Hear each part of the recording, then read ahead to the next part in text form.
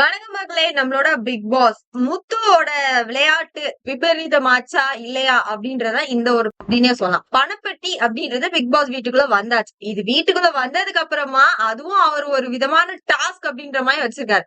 எப்பவுமே இந்த வாரம் அப்படின்றது எல்லா சீசன்லயும் ஒரு ஃபன் வாரமா இருக்கும். ஆனா பிக் பாஸ் இங்க கடைசி வாரத்தையுமே பயங்கர ட்விஸ்டான ஒரு கேமோட வச்சிருக்காருன்றத நம்மளால பார்க்க முடியுது.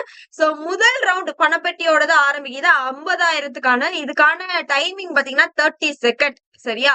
ஆனா அது ஒரு 30 மீட்டர் ஓடணும் அப்படின்ற மாதிரி சொல்லிருக்காங்க. சோ இந்த 30 மீட்டருக்கும் யாரு முதல்ல வராங்களோ அவங்கதான் அப்படின்ற அனௌன்ஸ்மெண்ட் வரும்போது அங்க எல்லாருமே அதாவது ஃபைனலிஸ்ட் எல்லாருமே ரெடி ஆகி நிக்கிறாங்க. அதுல ரயானும் முத்துவும் போட்டி போடுறாங்க.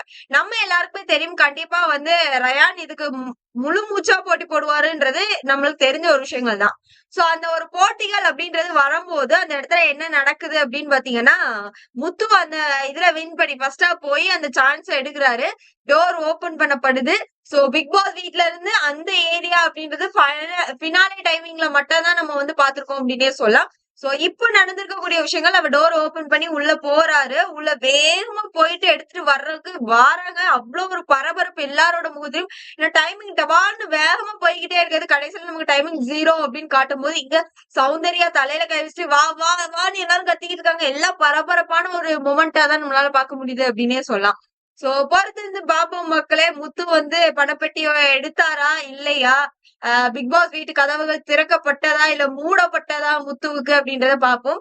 நம்ம இத விளையாட்டா நினைச்சாலும் இது ரொம்ப ஆபத்தா ரொம்ப ரிஸ்கான ஒரு விஷயங்கள் அப்படின்றது மட்டும் நம்மளால இந்த ஒரு ப்ரோமோ மூலமா கிளியரா பார்க்க முடியுது அப்படின்றதான். லைவ் இப்போதைக்கு பொங்கல் முடிஞ்சு அங்க பவித்ரா வேலை செய்யலன்னு சண்டை தான் போட்டுக்கிட்டு இருக்காங்க.